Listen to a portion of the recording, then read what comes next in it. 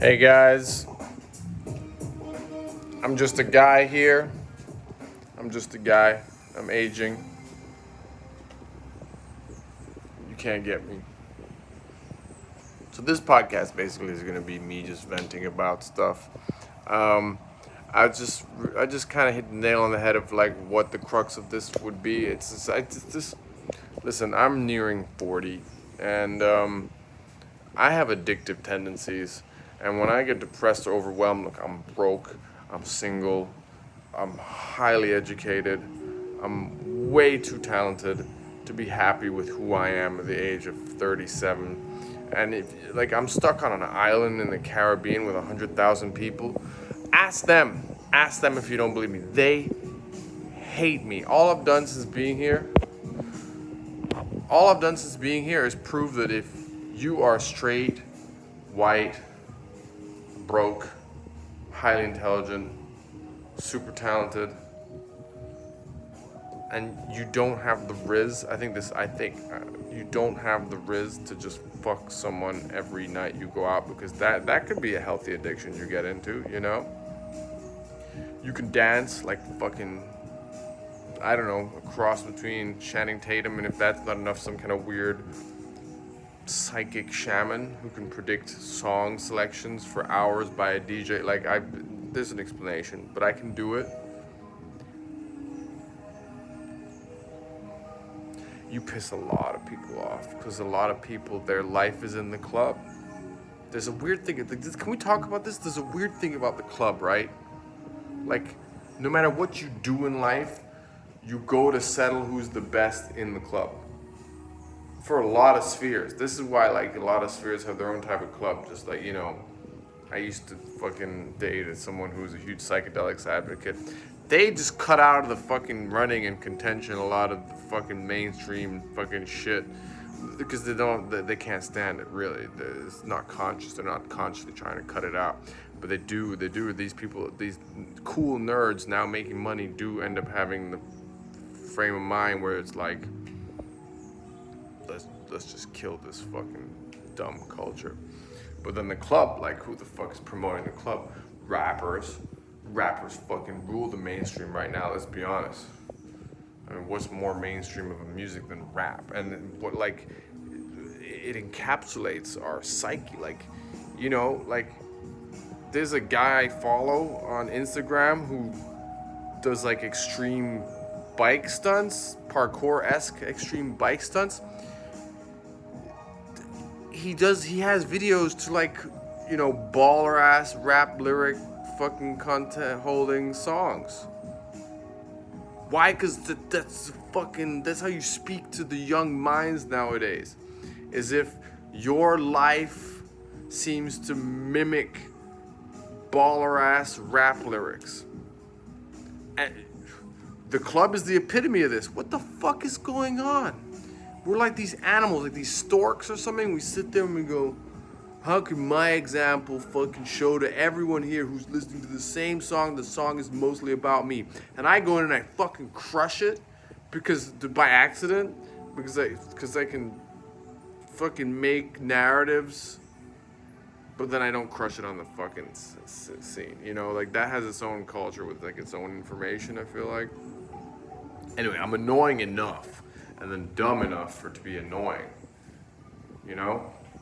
Anyway, it's just proof that not only for the people around you, but for your own health, you gotta fucking make it out at some point. You gotta make it out, and you gotta make it into your niche, and you gotta create your reality. It's like it's written into our fucking biology, but, like... Anyway, my club analogy, like, even Andrew Tate's fucking in the club,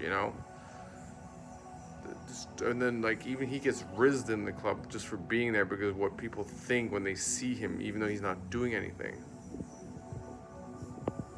This is why Jay-Z or whoever, fucking Usher or somebody's got to be in a VIP booth popping bottles with bitches who he knows are going to be on his arm because they DM'd him. We're fucking weird, yo. And I mean, we're not weird, but our tendencies are being hyper amplified and exemplified, and So like culture's like magnifying itself like this constantly because we're filming everything. It used to probably be like, and this is an assumption, I don't fucking know, but it probably used to be a select few who lived like this. Those who made it and floated above the flotsam. And the flotsam, you're not sure what that is. The flotsam's like the gunk that floats on the surface of the ocean because it kind of spits it up. It's like, just over the surface. It's not in the depth. It's an analogy I like using, so I had to explain it. Flotsam. Float Sam. It's the floating Sams. Yeah, anyway.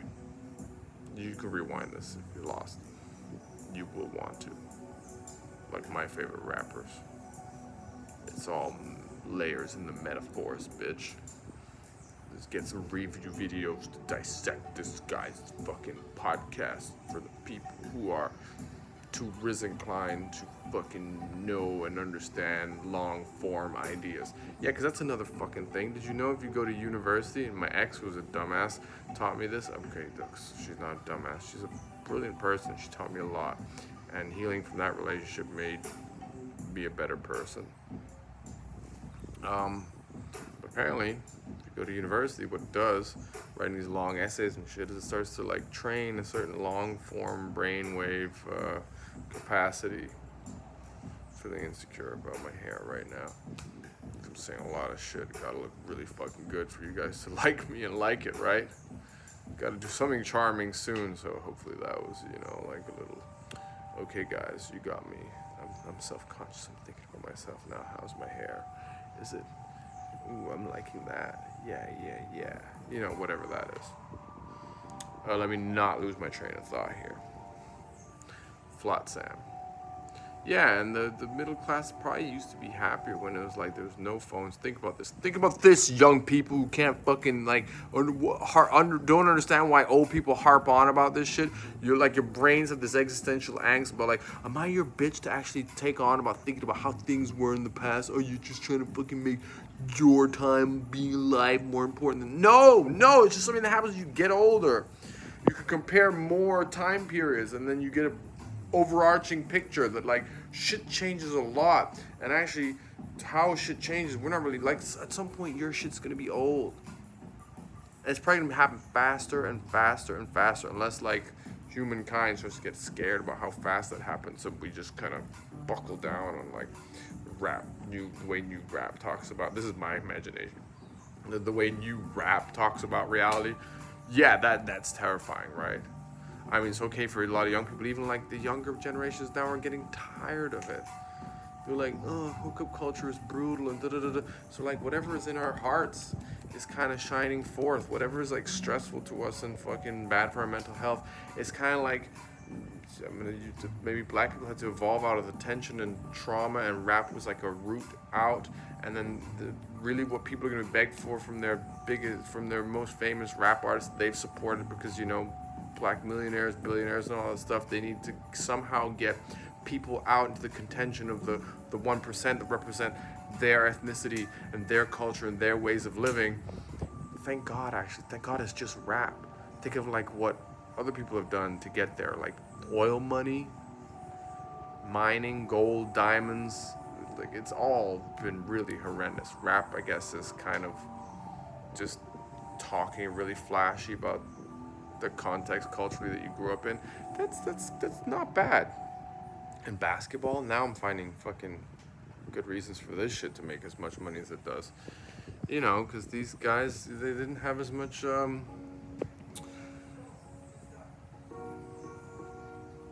maybe they did, I guess maybe it's relative, but like you'd say they didn't have as much,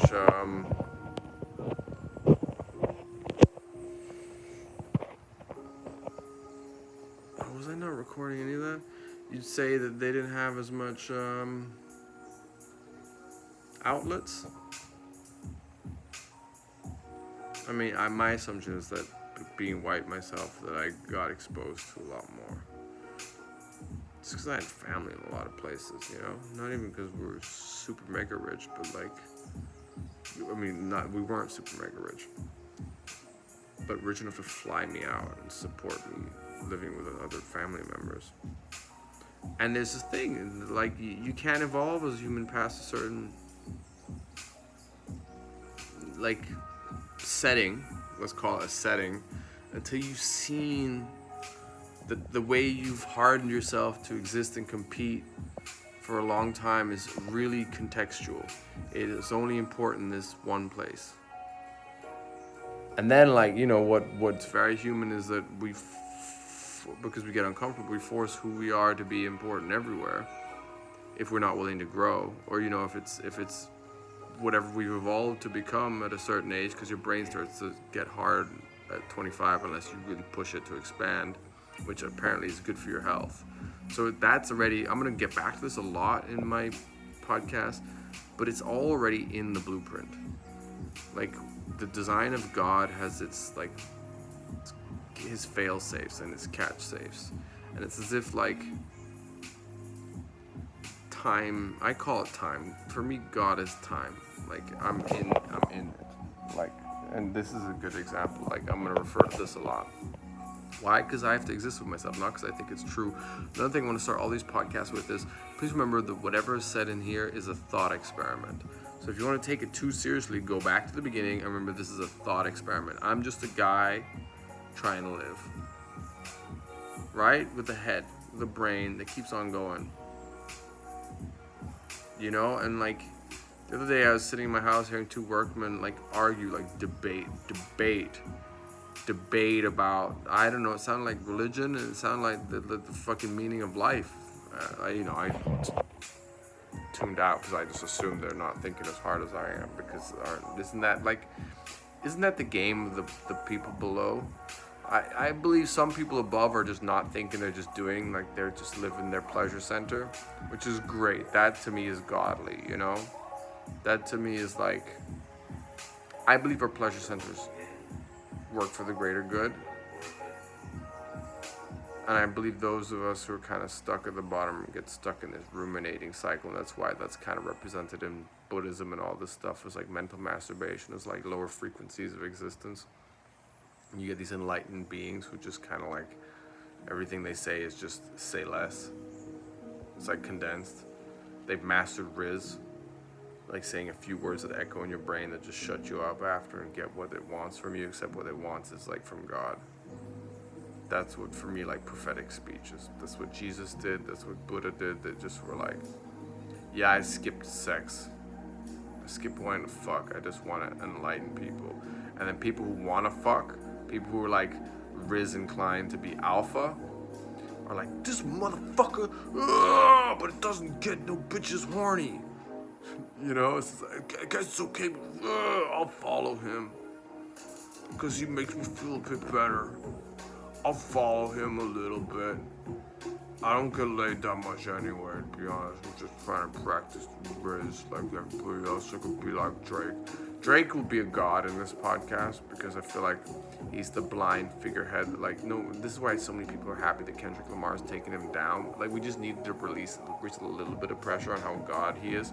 And plus, there's all these rumors around. We don't know if it's really him that makes his career. Anyway, I'm not going to go down that fucking... Another point of this podcast is I just want to fucking kill and nip in the bud as much issues as possible, because I'm selfish, because I'm fucking nearing 40, and there's a part of me that's like, just can it be a little quieter? So if my Riz is to the point, like these people I just described, prophetic speech that just cuts out the reason for a lot of arguments, good, shut the fuck up, let it be quieter, because I don't have the fucking discipline. I have a lot of discipline, right? But I don't have the discipline necessary with this kind of fucking mind to cut out that shit constantly. I'd rather be doing zero YouTube, zero podcasts, zero anything at this point that is in the way of my own fucking brain. Why? Mostly just because I'm unsuccessful. I'd rather give my brain space to fucking breathe so I can come up with my own thoughts and make them more important than anyone else's, because I'm tired. And all I do is explain to myself why issues should not exist. And I have, like, for some reason, a very easy way to do that.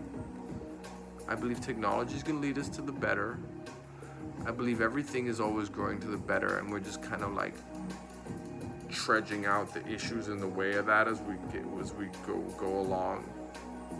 I believe reality is coming from the heart, but that might sound too weird at this point of the podcast to mention. Like, it's not enough context. I'm gonna sound like a fucking, I want to say fag to make like a certain demographic happy, but I don't believe in that word.